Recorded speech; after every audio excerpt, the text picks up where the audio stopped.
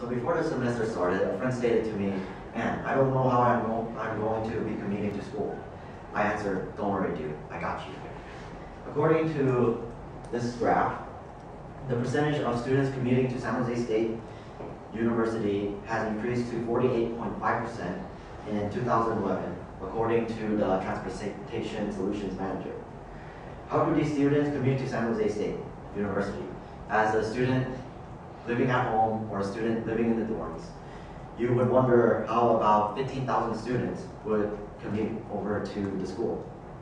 There would not be a single way of commuting, or else there would be many issues with congestion.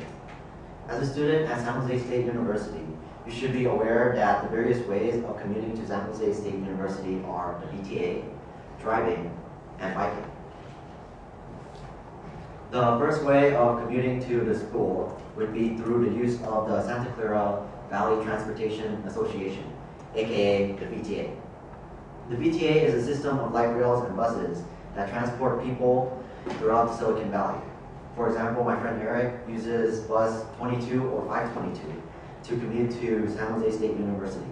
Bus 22 or 522 takes you from East Ridge Mall to Palo Alto and any stops along the way, including the bus stop near the school.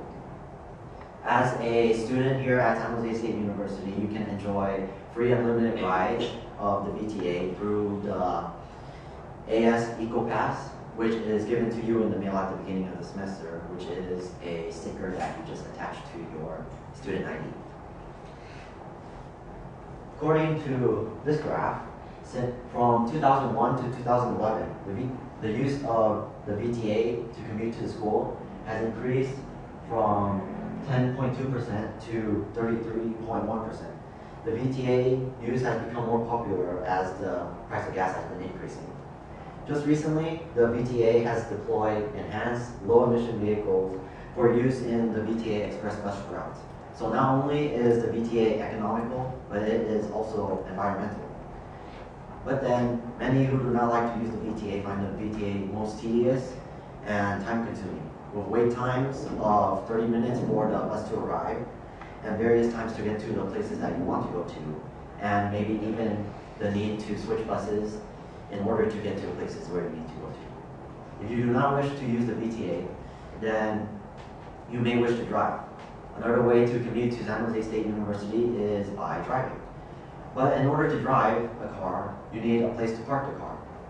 So the first option would be the use of the 3 parking garages here on the campus: the north parking garage, the west parking garage, the south parking garage. In order to park in these garages, you need an S permit, which is $200 a semester.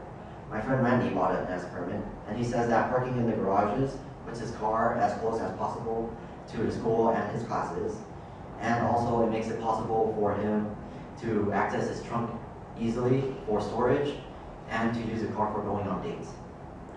The second option to park your car would be the use of Park and Ride, which is $100 a semester. With this permit, you park in the parking lot across the street from Spartan Stadium on Mondays through Thursdays, and you can take the free shuttle from there all the way to the campus. And if you can find a free parking space near this parking lot, then you don't have to buy a permit, and then you can just take a free shuttle. With this permit also on Fridays to Sundays, you can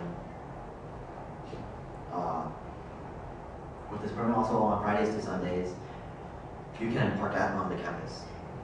According to this graph, the percentage of students driving alone has decreased from 60% to 40%.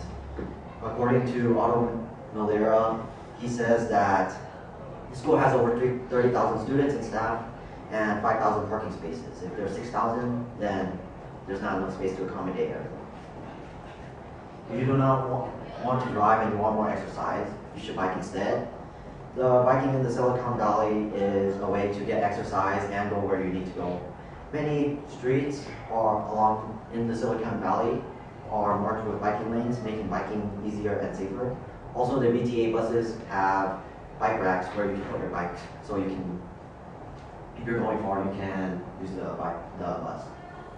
According to this graph, the bike ridership to San Jose State has doubled since 2004, from 1.3% to 3.5%.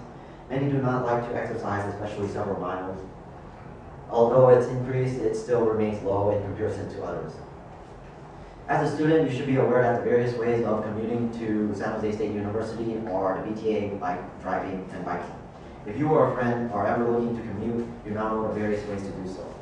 And now I shall ride away. Ride away.